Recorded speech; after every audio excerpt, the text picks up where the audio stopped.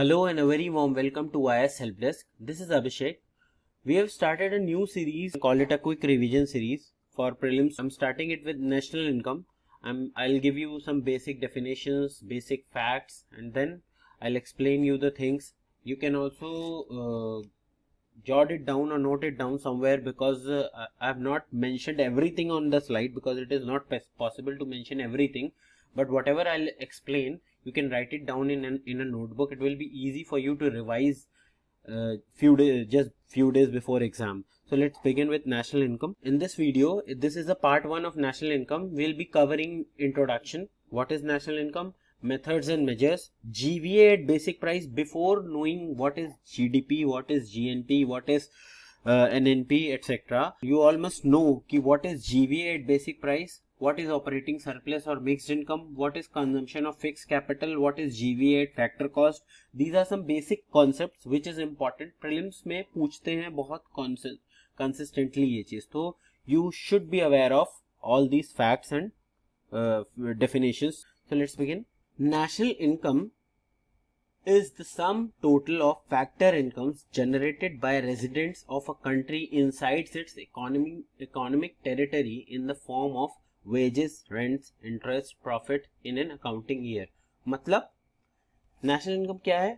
Total factor income. Factor income मतलब मैं आगे वीडियो में बताऊंगा क्या है फैक्टर, क्या है बेसिक.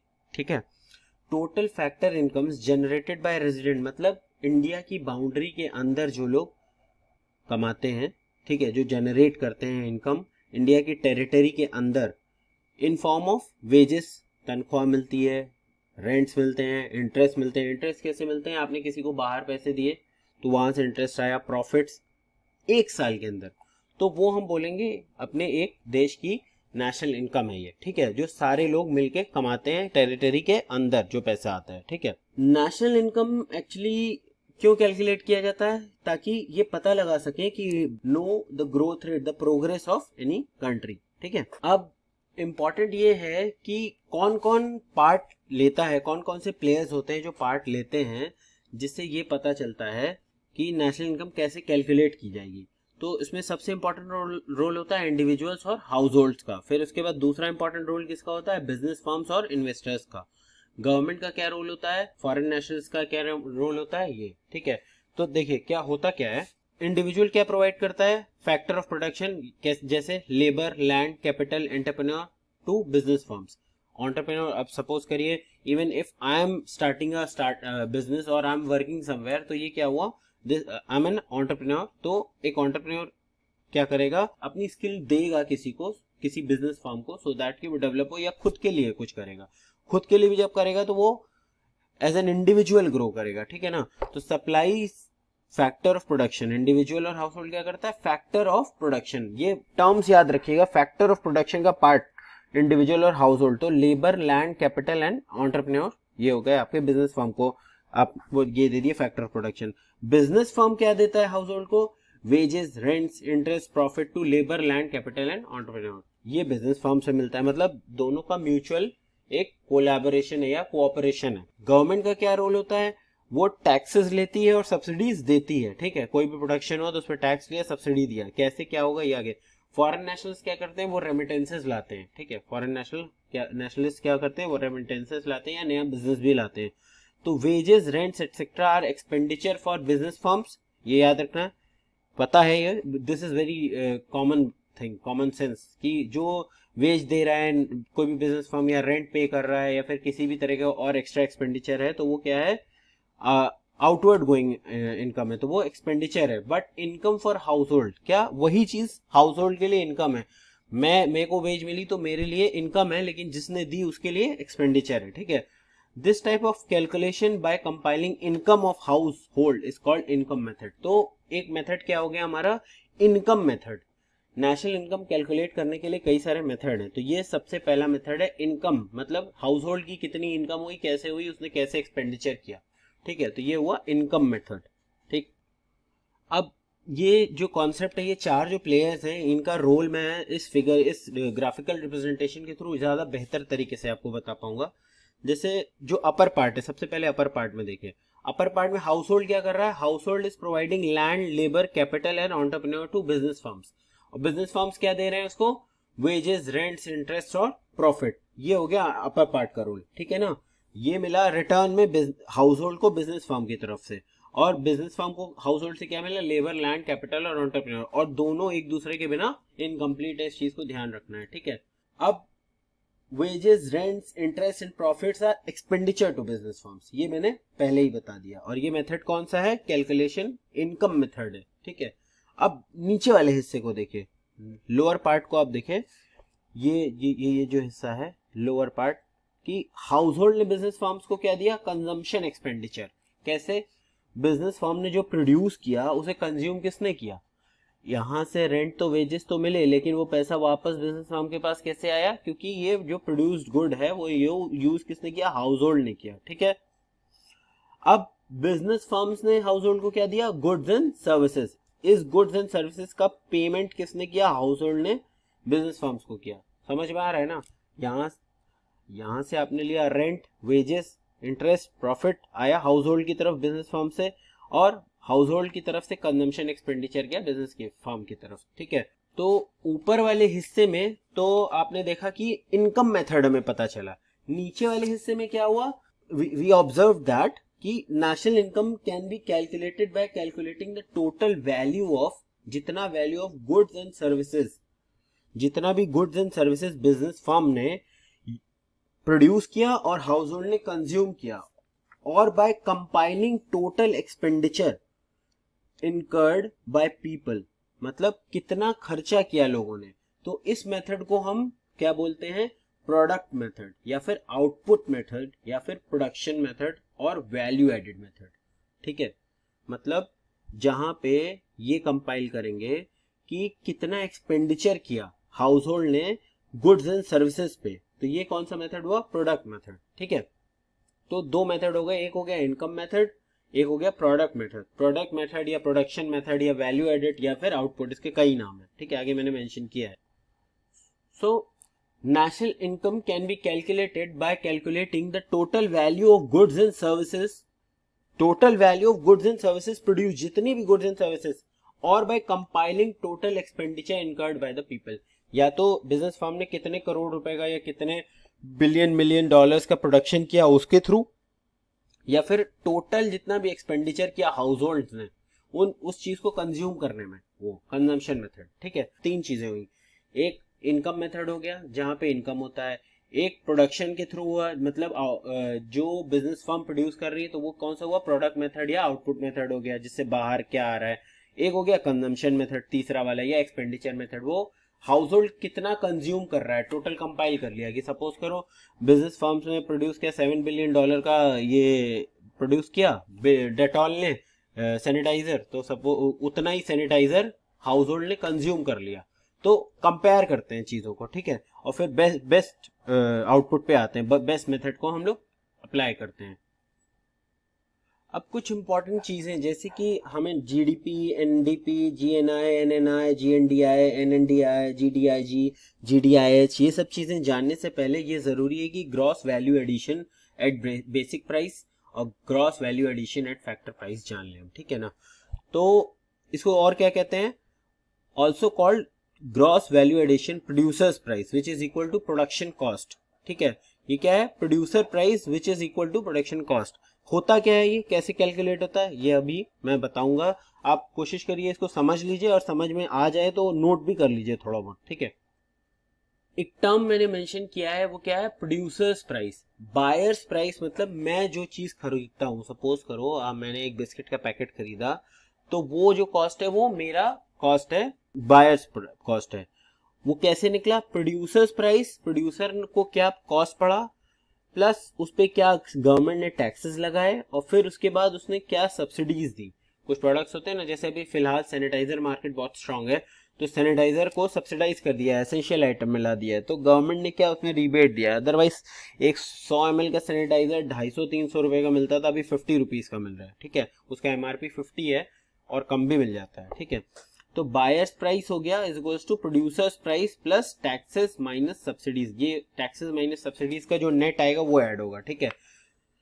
तो producers price is equals to क्या है, प्रोडक्शन कॉस्ट, क्या कॉस्ट लगी उस चीज को प्रोड्यूस करने में, ठीक है। Output of a industries consist of input material and services called as intermediate consumption and value addition made to input material and services to bring it as final goods and services. कैसे, क्या हुआ, क्या मतलब हुआ इसका, इसका मतलब ये हुआ कि पहले तो ये जान लीजिए जीवीए जो होता है वो 11 बड़ी इंडस्ट्रीज जैसे agriculture, forest and fishing, mining and quarrying, manufacturing, electric, gas, water supply and other utility services, construction, trade, repair, hotel, restaurant, transport, storage, communication and services related to broadcasting, real estate, public administration, financial services and other services. ये 11 sections को जब आप compile करके calculate करते हैं तब हम GVA पे आते हैं। तो 11 इंडस्ट्रीज, 11 इंपॉर्टेंट इंडस्ट्रीज है, वो मैं आपको लिंक एक डाल दूंगा, वो वहां से मिल जाएगा वीडियो में। Output of industries consist of input material and services,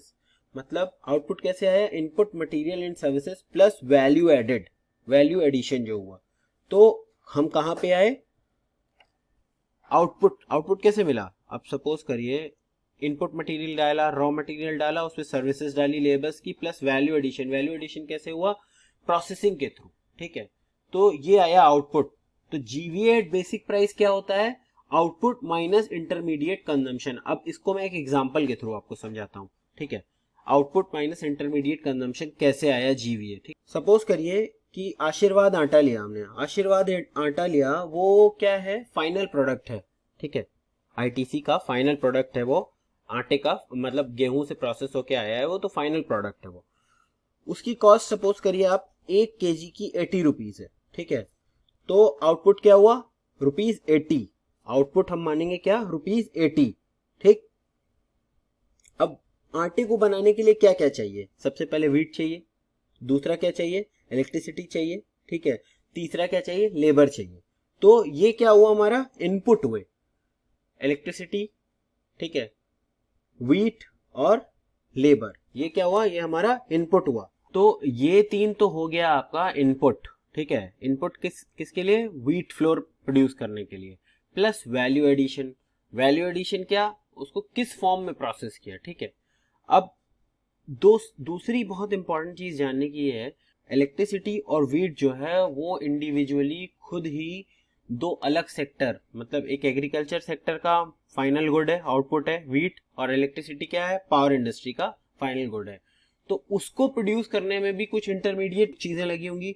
तो आप ऐसे समझिए, 80 रुपए का आपका 1 केजी आटा है, 80 रुपीज का। सपोज करिए जो व्हीट होगा वो 20 रुपए का होगा, 20 रुपए उसका कॉस्ट होगा, 20 रुपए में बन के तैयार हुआ होगा व्हीट। इलेक्ट्रिसिटी बन के तैयार हुई होगी कितने में, 10 रुपए में। जितनी इलेक्ट्रिसिटी यूज हुई है 1 केजी आटा बनाने में, सपोज करिए 10 रुपए। तो gross value addition at basic price क्या होगा, आउटपुट माइनस इंटरमीडिएट कंजम्पशन होता है, ठीक है। तो आउटपुट क्या आया, आउटपुट ऑफ व्हीट मैन्युफैक्चरिंग जो है वो कितना है, 80 रुपीज में व्हीट है, ठीक है। व्हीट कितने में, 80 रुपीज में। और इंटरमीडिएट बीच में क्या क्या खर्चे हुए हमारे, इलेक्ट्रिसिटी का खर्चा और व्हीट का खर्चा, तो वो हुआ 30 रुपए। तो जीवीए एट बेसिक प्राइस क्या आया, 50 रुपए, ठीक है। समझ में आया। ग्रॉस वैल्यू एडिशन मतलब कितना वैल्यू एडिशन होता जा रहा है। सपोज करिए 4 रुपए की चीज थी, दूसरे के पास गए, उसको किसी और फॉर्म में किया तो वो 6 की हुई, फिर वो किसी और फॉर्म में किया तो वो 8 की हुई। जिससे पहले पेड़ हुआ, पेड़ से गेहूं बना, तो किसान का कुछ इन्वेस्टमेंट हुआ, व्हीट आया, व्हीट से आटा आया, आटा से ब्रेड आया, ठीक है ना। तो जो जो वैल्यू एडिशन हो रहा है उसके बीच में इंटरमीडिएट कॉस्ट लग रही है, उसको माइनस कर देना है, ठीक है। समझ में आया। तो ये है gross value addition at basic price, ये पता होना। तो ग्रॉस वैल्यू एडिशन किसने कितना किया ये कैलकुलेट करते हैं हम, तभी हम लोगों को एक सधा हुआ जीडीपी मिलता है, ठीक है, एग्जैक्ट सही जो हमारा मेजर होता है। अब वैल्यू एडिशन करता कौन है, या तो एंटरप्रेन्योर्स करते हैं किसी भी इंडस्ट्री के, या फिर एंटरप्राइजेस खुद करती हैं, या ये बोलेंगे हम, ठीक है। तो ये जो एंटरप्रेन्योर्स और एंटरप्राइजेस, एम्प्लॉइज, प्लांट, मशीनरी, ये सारी चीज का इन्वॉल्वमेंट जो होता है, ये जो सब होता है, इसको कहते हैं फैक्टर ऑफ प्रोडक्शन। साथ में क्या होता है, सर्विसेज होती है गवर्नमेंट की भी, ठीक है। अब जैसे फी पे करना है, लाइसेंस रिन्यू कराना है, तो ये गवर्नमेंट की सर्विसेज भी बहुत सारी होती हैं। रेवेन्यू जनरेट करता है, गवर्नमेंट को क्या रेवेन्यू दे रहे हैं, तो ये जो गवर्नमेंट को हम रेवेन्यू देते हैं, ये जानना जरूरी है कि ये मतलब कंपलसरी रेवेन्यू। ये कंपलसरी क्यों होता है? Because whether production is happening or not, you have to pay the license fee, you have to pay the land का जो आपका टैक्स है वो, ठीक है। तो ये जो फैक्टर ऑफ प्रोडक्शंस में ये सारी चीजें आती हैं, किसको कितना दिया, कैसे दिया, ये आता है, ठीक है। तो फैक्टर ऑफ प्रोडक्शन क्या हुआ? Value addition is done by entrepreneur और enterprises employees and plant and machinery, these are called factor of production. समझ में आ गया है? प्रोडक्शन टैक्सेस, एक होता है प्रोडक्ट टैक्स, एक होता है प्रोडक्शन टैक्सेस। प्रोडक्ट टैक्स क्या होता है? सपोज करिए आपको कस्टम ड्यूटी लग गई, एक्साइज ड्यूटी लग गई, सेल्स टैक्स लग गया, ये क्या हो गया? प्रोडक्ट के ऊपर टैक्स लग गया। प्रोडक्शन टैक्स क्या होता है? प्रोडक्शन टैक्स वो होता है जो गवर्नमेंट लगाती है इररिस्पेक्टिव ऑफ प्रोडक्शन, प्रोडक्शन हो या ना हो वो देना ही पड़ेगा। जैसे आपकी लाइसेंस फी हो गई, लैंड पे टैक्सेस हो गए आपके, ठीक है, ये प्रोडक्शन टैक्स है, ये देना ही पड़ेगा। प्रोडक्शन सब्सिडीज क्या है? जो गवर्नमेंट देती है। सपोज करो आप कोई नया फॉर्म डाला है जो आपका एमएसएमई के तहत आता है, किसी नए स्कीम के तहत आता है, एग्रीकल्चरल प्रोडक्ट प्रोड्यूस कर रहा है, या फिर मेड इन इंडिया के, मेक इन इंडिया के तहत आता है, उस पर कुछ सब्सिडी दे रही है गवर्नमेंट की, इंटरेस्ट आपको 4% की जगह 2% देना है, 8% की जगह 7% देना है, तो वो आपका सब्सिडी हो गया, वो गवर्नमेंट देती है, ठीक है।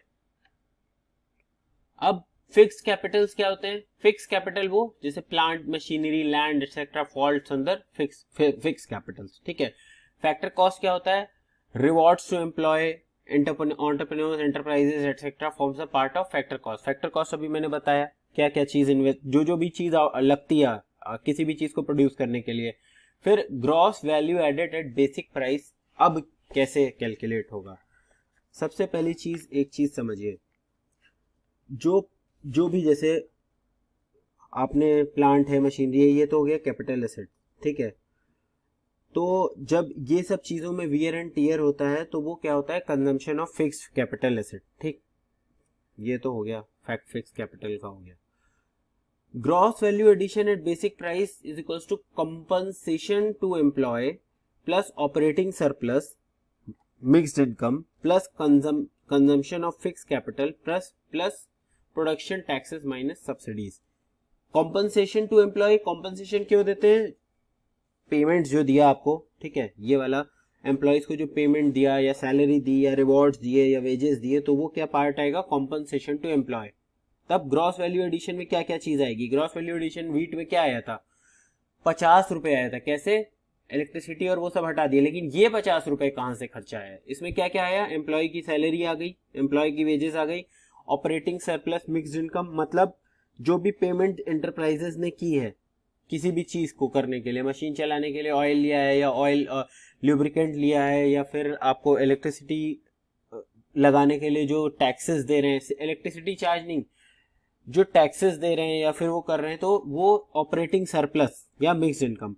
कंजम्पशन ऑफ फिक्स कैपिटल, ये क्या हुआ? ये डेप्रिसिएशन हो। सपोज करिए आपने 100 करोड़ की कोई मशीन ली है या 1 करोड़ की कोई मशीन ली है, वो चल रही है, तो उसमें वियर एंड टियर होता है ना, तो वो कंजम्पशन ऑफ फिक्स कैपिटल, उसमें वियर एंड टियर।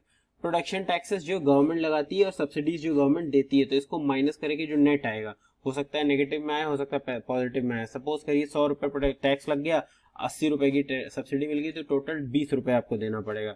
अगर 100 रुपए की सब्सिडी मिल गई किसी स्कीम के तहत, तो प्रोडक्शन टैक्सेस जो है 80 बचे, तो -20 और माइनस हो जाएगा। तो जीवीए कैसे कैलकुलेट होगा? बेसिक प्राइस पे कैसे आया टोटल जीवीए, ठीक है, एक तरीका ये है। अब ऑपरेटिंग सरप्लस और मिक्स्ड इनकम क्या है? Surplus before deducting any explicit और इम्प्लिसिट इंटरेस्ट चार्जेस, ठीक है, या ऐसे समझिए, surplus arrived by deducting compensation to employ. Suppose करिए जीवीए 50 रुपए, 50 रुपए में से 10 रुपए आपने एम्प्लॉय को दे दिया, वो माइनस कर दीजिए, 40 बचे। अब टैक्सेस गवर्नमेंट ने कर दिया, मान लीजिए उसमें से 12 रुपए टैक्सेस थे, वो माइनस कर दीजिए, तो अभी कितने बचे? 28 बचे, ठीक है। प्लस सब्सिडीज प्लस करिए, मान लीजिए 4 रुपए की सब्सिडी मिली, तो कितने हुए? 32 हो गए। फिर फिक्स कैपिटल में जो आपका वियर एंड टियर हुआ था, वियर एंड टियर सपोज करिए 12 रुपए का हो गया, तो 20 रुपए बचे। तो जो 20 रुपए पे आए हम, वो क्या है? ऑपरेटिंग सरप्लस और mixed income. Surplus in case of incorporated enterprises, मतलब इनकॉर्पोरेटेड मतलब जो लीगल एंटिटीज हैं, मतलब which are separate legal entities. यहाँ पे क्या है कि एक लीगल एंटिटी को as a human being treat करते हैं, ठीक है। तो वो हो गई उस केस में हम बोलेंगे ये ऑपरेटिंग सरप्लस हुआ। लेकिन surplus in case of incorporated enterprises, मतलब जो कि सेपरेट लीगल एंटिटी नहीं है, ठीक है, तो मिक्स्ड इनकम बोलेंगे, मतलब दोनों का एक ही है, ठीक है। कंजम्पशन ऑफ फिक्स कैपिटल मतलब जो हमारा एसेट है, एसेट का कंजम्पशन कैसे हो, decline in current value of stock और फिक्स्ड एसेट। सपोज करिए 1 करोड़ की मशीन आपने ली, तो वो यूज करने के बाद उसका डेप्रिसिएशन, इसको हम वन वर्ड में डेप्रिसिएशन बोलते हैं, डेप्रिशिएट होती है, वो 1 करोड़ की वैल्यू की तो नहीं रहेगी, रीसेल करोगे तो आप कितने की आएगी, 60 लाख 70 लाख में आ जाएगी। तो वो जो वैल्यू डिप्रिशिएट हुई 1 साल में या 2 साल में, तो वो हम क्या बोलते हैं, कंजम्पशन ऑफ फिक्स कैपिटल में कैलकुलेट करते हैं। जीवीए में इसका भी बहुत इंपॉर्टेंट रोल है, ठीक। प्रोडक्शन टैक्सेस क्या बताया था, production taxes are taken as net of production subsidies, मतलब मान लो 80 रुपए का टैक्स है, 60 रुपए गवर्नमेंट ने सब्सिडी दे दी, तो 20 रुपए जो आया वो टोटल माना जाएगा प्रोडक्शन टैक्सेस, ठीक है। अलग अलग कैलकुलेट इसलिए करते हैं ताकि कंफ्यूजन ना हो, ठीक। जीवीए एट बेसिक प्राइस समझ में आ गया। अब जीवीए एट फैक्टर कॉस्ट, ये क्या होता है, output minus intermediate consumption minus production taxes minus production subsidies. 80 रुपए का था, इंटरमीडिएट कंजम्पशन 30 रुपए का आया, तो 50 बचा। अब उस 50 में से टैक्सेस और सब्सिडीज भी हटा दीजिए, ठीक है, तो आएगा जीवीए एट फैक्टर कॉस्ट। और जीवीए एट बेसिक कॉस्ट क्या था, आउटपुट माइनस इंटरमीडिएट कंजम्पशन सिर्फ, ठीक। जीवीए एट फैक्टर कॉस्ट और किस तरीके से कैलकुलेट कर सकते हैं, जीवीए एट बेसिक प्राइस, इन दोनों को जोड़ के रखना है। ये उसमें क्या था, आउटपुट प्लस इंटरमीडिएट कंजम्पशन, यहाँ पे GVA eight basic price minus production subsidies, production taxes minus subsidies, जो नेट आएगा, ठीक है। तो ये हुआ आपका जीवीए एट फैक्टर कॉस्ट। दोनों में डिफरेंस क्या आया, प्रोडक्शन टैक्स और प्रोडक्शन सब्सिडीज का, मतलब जहां पे प्रोडक्शन टैक्स और सब्सिडीज माइनस होगा वो फैक्टर कॉस्ट होगा। फैक्टर कॉस्ट मतलब जो टोटल, मतलब सपोज करिए मोटा मोटा कि मैं अगर बिरयानी बना रहा हूँ, तो बिरयानी बनाने में जो सिर्फ मोटा मोटा लगा, बिरयानी का कॉस्ट, ये वो सारी चीजें, बस उतना, उसमें क्या, अब मैं उसकी पैकिंग करूंगा, उस पर टैक्स लगाऊंगा, उस पर इंटरमीडिएट चार्जेस लगाऊंगा, वो सब नहीं देखना है, तब फैक्टर कॉस्ट है। मतलब जो बेसिक, जो एकदम कोर जो चार्जेस लगते हैं वो फैक्टर कॉस्ट। और बेसिक क्या हुआ, जब उस पर टैक्सेस लग जाते हैं, जब उसमें इंटरमीडिएट कंजम्पशन चीजें जुड़ जाती हैं, इसका चार्ज उसका चार्ज, तो वो हो गया आपका प्रोडक्शन टैक्स, ठीक है। इतना डिफरेंस है, ठीक। वो आपका हो गया बेसिक प्राइस पे जीवीए। तो अब शुरू करेंगे हम नेक्स्ट वीडियो से जीडीपी, एनएनपी, एनएनआईपी, सारी चीजें अब कंटिन्यू करेंगे। तो ये वीडियो यहाँ पे ही एंड करता हूँ मैं, ठीक है। और अगर कोई भी क्वेरी है तो आप प्लीज हमारी वेबसाइट पे विजिट करें या हमें मेल करें। We will be constantly in touch with you. WhatsApp number भी हम डाल देंगे जहाँ पे आप ग्रुप ज्वाइन कर सकते हैं, लिंक दे देंगे, सो दैट कि कोई भी क्वेरी हो आप पर्सनली भी पूछेंगे तो will be answering that. Okay, thank you.